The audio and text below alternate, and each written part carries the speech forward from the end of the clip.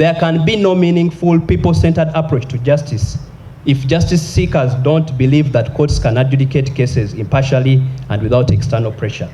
The issue at hand started from a ruling by the Deputy Registrar of Mbarara High Court, Nanteza Zaliika, when she declined to grant an interim injunction application, filed by one Francis Ishanga in a land dispute against Kellen, Karemera and others. In this case, Francis Ishanga wanted court to issue an injunction halting Bank of Baroda, together with Karemera, of his commercial property in FRV 1700 to Foil, plot number 1 in Ichitunzu Road, Kamikaze in Mbarara City. Norbert Mao, Member of Parliament for Mbarara City North, wrote to the Minister of Justice and Constitutional Affairs, Norbert Mao, asking him to intervene in the case. In Minister Mao's letter dated 19th March 2024 to the Principal Judge Dr. Flavian Zaija, he asked for his intervention to call and examine the ruling. On top of this, Minister Norbert Mao also ordered the Acting Inspector General of Police to restore the status quo at the dispute land until the conclusion of the judicial process. It's against this backdrop that Uganda Law Society has expressed concern to the Minister's Act, alleging interference with the judiciary's independence. Whether you agree with them or not, court orders must be respected. That's the fundamental purpose of what we call rule of law.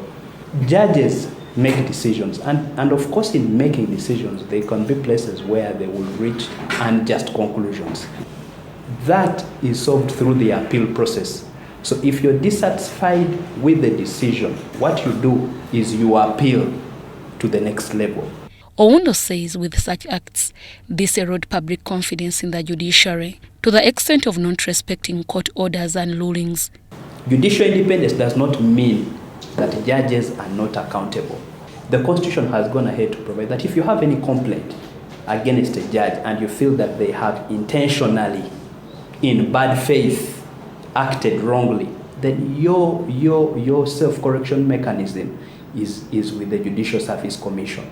This is not the first time Uganda Law Society has raised concern over the tamperance of judiciary's independence.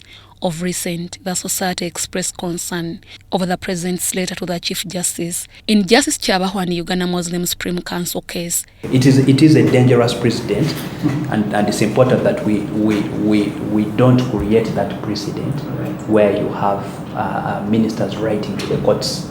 It's a very dangerous precedent for the rule of law and for the independence of the judiciary. President Uganda Law Society Bernard Oundo, however, dismissed allegations of having a conflict of interest in such cases, where the society has always raised concern. The judiciary is the only arm of government where we, all of us, if we have any dispute, we have submitted our power to the authority in the court, and we are saying that when the court makes a decision, we shall abide by it. What about those people who don't have access to the minister? Where do they go? This is why we find this a problem. UBC TV tried to reach the judiciary spokesperson James Eremi Mawanda over the issue at hand, and he had this to say.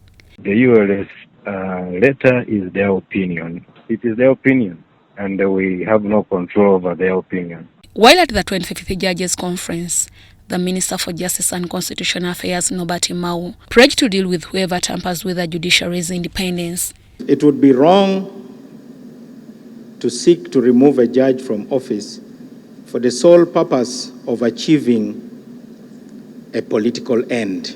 It is wrong for public officials to attack an individual judge.